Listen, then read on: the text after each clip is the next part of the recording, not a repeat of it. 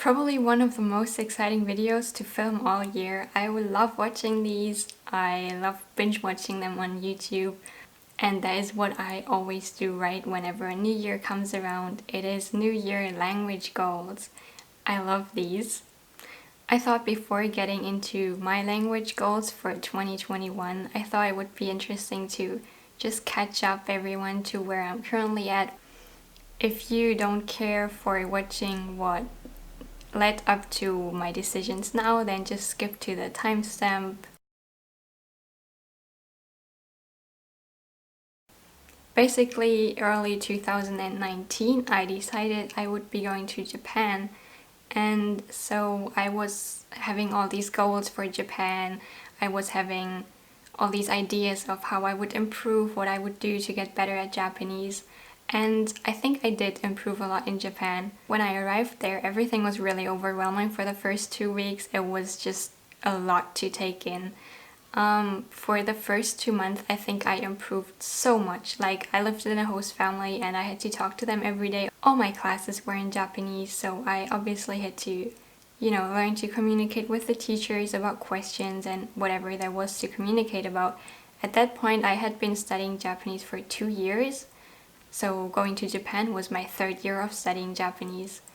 I think I hit my peak of my Japanese ability this year, 2020, in March or April maybe, because I was studying every single day. That was the time when I went through my first book in Japanese, and I took intensive Japanese classes where we would learn a lot every day. Then after that, in April and May, I think, is when there was a Lang Jam sometimes, and I got Dutch. That is when for the first time I took one weekend to study Dutch, just get as much as I could get done. And surprisingly, I continued studying Dutch for about 5 weeks, I would say. I would listen to a podcast every single morning while I was playing Animal Crossing, and I wasn't really paying attention. I was not crazy studying grammar or anything. It was just something fun.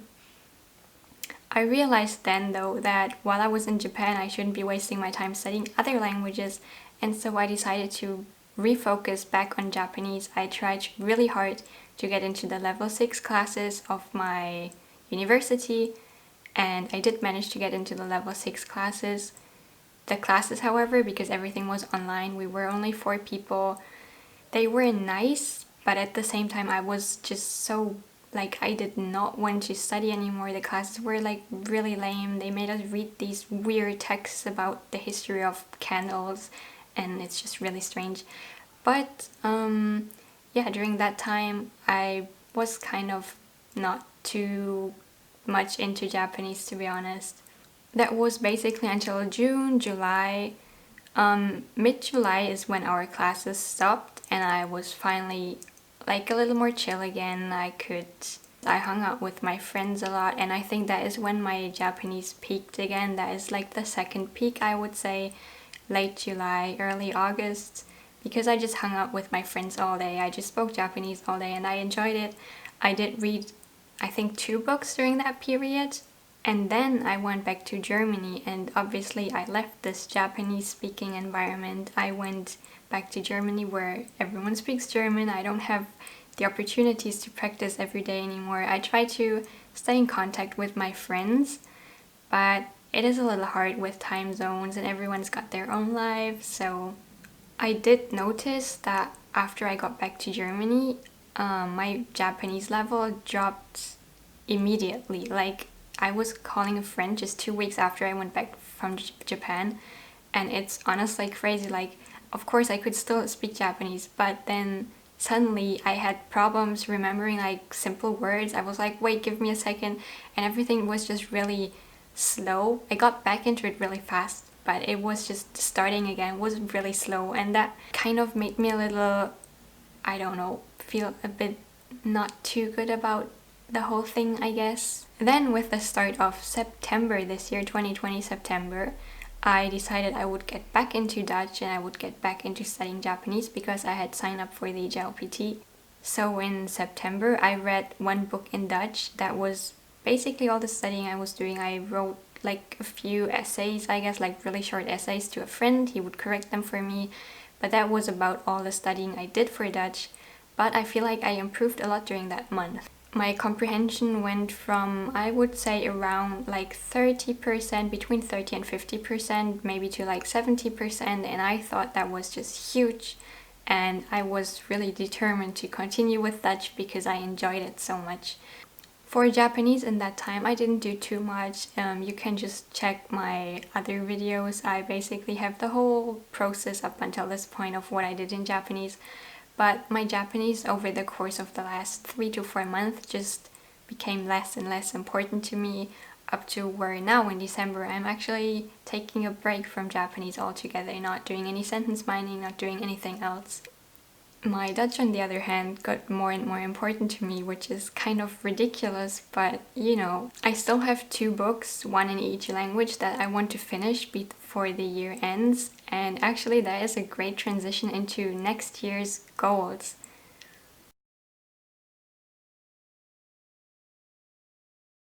Before I get into my goals, I just really quickly want to mention that next year there's going to be another huge split because I might be graduating or I might not, and then I might get a job or I might not. I might continue my studies or I might not. I was probably talking about my goals for 2021, right? And I remember. Okay, I was gonna say that for next year, because there are so many different factors that I can't really predict, I will make my goals based on if I was still a student, and I will make a little checkup in July, maybe June, who knows, about that, around that time. So yeah, let's get into my goals. So I guess technically there are only 2 languages that I plan on studying next year, so that would be Japanese, I guess, and Dutch, obviously. For Japanese, my biggest goal, I guess, is to get back into studying at all, into enjoying what I'm doing, and hopefully progressing in a way that by the end of 2021 I can say, okay, this year I actually made big progress. I can actually feel a difference now. And how I'm gonna do that is probably by reading. I think my biggest problem is still that my vocabulary is pretty weak. I don't know a lot of words, and I will try to fix that by reading. Which is very convenient because, as I just said, there's still 1 book I want to finish, and every month there will be 1 book I'm reading for sure. That is at the book club books. And then I also have this whole bookshelf of books, I think it's 23 books, that I would love to finish by the end of 2021. Now I know for sure that I can't read 21 Japanese books in the whole year. Maybe if I tried really hard I could, but I think it's really unrealistic for me to say that. So I will just try to read as many books as I can without trying to quantify that. Another big goal I have is to finally get through all the 2100 kanji that are like the required kanji to pass high school or whatever. I have seen all of the kanji, but I don't know all their readings, and I think this would be a great year to finally catch up on all that lacking of kanji knowledge, which will be reinforced by the reading. So that's great. I also wrote that I want to have 5,000 sentence cards in total. So I'm currently at around 600, I think, and I've been really slacking. But I think 5,000, getting to 5,000 is a reasonable thing, maybe just 4,000. I'll see how things turn out. And then there are a few things that I'm not sure I will be doing, but I might. So one of them is looking at Japanese pitch accent, which I know the opinions are very divided, and I'm not sure myself whether that is something I really want to look at or not. So I will see. I will just start maybe having a look at it. If I don't like it, I'll just drop it. If I do find out that I like it, I might continue looking a bit more into it. The other thing is Audible. I thought about maybe getting Audible, but seeing as I still have so many books left, maybe I don't really need Audible. A little sub-chapter of Japanese, not really Japanese, but not really a different language, is classical Japanese. I have old and classical Japanese classes at university. I'm a little torn on whether I think it's fun or not, but it's something I really need to do. And yeah, I hope that at least by summer, by the time my final exams come around, I am somewhat educated in classical Japanese so that I can pass my exams.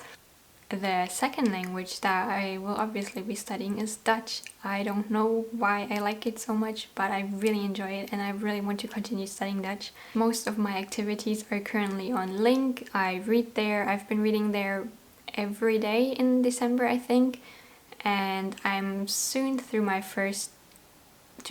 second novel. It's like 800 something pages in English, so I think that is quite good. I will next read the Aragon books, which are 4 books. I really love them. I've always wanted to reread them, and this is the perfect opportunity. So by the end of the year, I hope to get to 30k known words on LingQ. That might be a huge jump, who knows, but I think it's doable considering there are so many words that I already can guess because of German. And the next goal I set for myself is that I want to be reading 3 million words in LingQ. I don't know if that's realistic. It might be. I've been reading a lot in December. I thought first maybe 1 million would be good, but I've already been reading like 400,000 words just in the last 2 months. So 1 million is a little too low. Then I thought like 5 million, but that is way too much. And so I think 3 million is about reasonable. If it's like 8k words a day, which I could do considering that my reading speed is getting faster and faster. I think I can do that. I definitely want to get better at Dutch. As for output, really, I don't have any plans on like getting really good at speaking anytime soon because there's currently no need for me to do that. I have classes at the moment in Dutch, but they're really not useful. Everyone just speaks German. And yeah, once the classes are over, I'll probably just chat with friends from time to time, but not have like a scheduled speaking practice. So I think I will wait with output until at least maybe spring, maybe summer, and then I will focus on that once my comprehension is like really good. I also wrote down English on my list of languages, but not of languages I want to learn, but rather on languages that I would like to improve on, because I won't be sitting down studying grammar, but I noticed that there are a lot of words that I can understand and from the context, but if someone asked me what that specific word meant, I would have no idea. And so lately I've been writing down all the words that I don't know what they mean, and I've been putting them into sentence cards, sometimes monolingual, sometimes bilingual, whatever is better.